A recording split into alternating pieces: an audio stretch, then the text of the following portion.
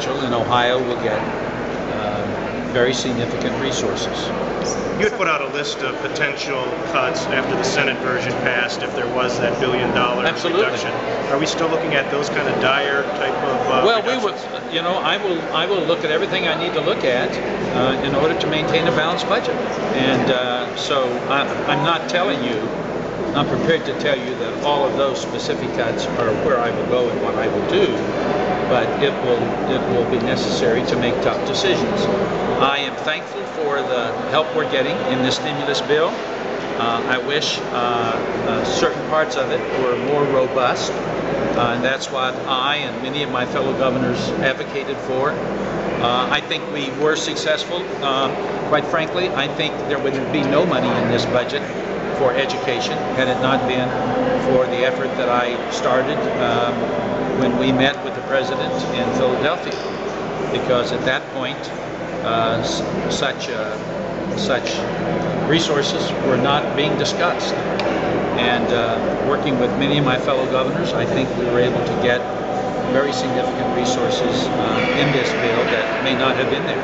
So I am not totally pleased. I seldom am, but I am thankful for what we are getting, and I think it will go a long way toward helping us deal with this current economy.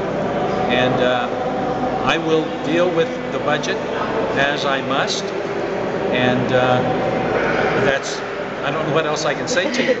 Governor, when do you expect to make a decision on the Jeff Hill clemency report? I have made a decision. I have not announced it yet. You want to announce it right now? No. I want to do that in an appropriate and respectful way. So. Okay, and if you had a chance to have dinner with either Abraham Lincoln or Charles Darwin, who would you pick and why? Well, quite frankly, I would enjoy having dinner with both of those individuals, and I think it would be fascinating to have dinner with the two of them at the same time. But if I were to have to choose one over the other, for me it would be an easy choice. I would choose Abraham Lincoln. Governor, I'm sorry. What are you sorry about? I'm sorry. I just walked up here. What's the bottom line with the federal stimulus package? What's the whole budget coming? We're not certain.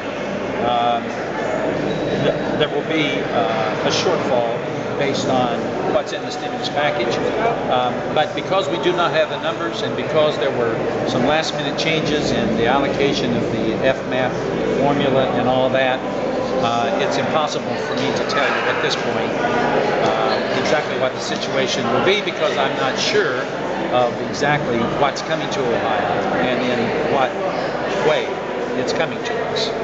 But I feel confident that we will be able to deal with whatever shortfall there is. I'm fully prepared to do that. I was hopeful that we would get more in the state stimulation or the state stabilization piece, but I am grateful for what we have gotten, and I always anticipate, and so this is not a total surprise to me, and neither am I totally ill-prepared to deal with it. I guess I heard that about $5 billion of that $25 billion came back in, so it would seem to me, I'm no math expert, that you got about 20% back. Yeah, I understand that $5 billion, the $25 billion came in, but there were also changes made at the last minute regarding the FMAP allocation. My understanding is the states with higher levels of unemployment will get an amount beyond the 6.5%, and that could, in fact, be substantial for Ohio. We just have not had time to see the actual language and to do the analysis of what it means. 1.7 billion in federal stimulus in your education plan, I believe. Does that mean 1.7 billion will have to come from elsewhere? Oh, no, absolutely.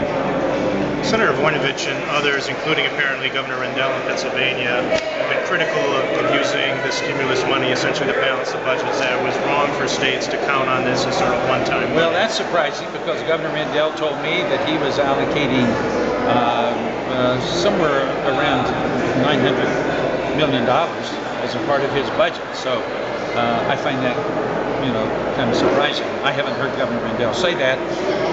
Senator Voinovich made his decision. And I don't think his decision was the right decision for the state of Ohio and the people of Ohio. I find it troubling and puzzling, quite frankly, that people could vote to give over $700 billion to the financial institutions and suddenly become fiscally conservative when it comes to giving an additional $25 billion to help the states of this nation. That $700 billion was given out with few, if any, strings attached. And the states were more than willing to accept transparency and criteria related to any resources that we got. So I think it's very defensible for me to advocate for $25 billion when others voted to allocate over $700 billion to banks and financial institutions. What's more important, being used, in my judgment, inappropriately or not used to really benefit the people of our state. So I state my case. I think I'm on the wrong side, or the right side of that argument.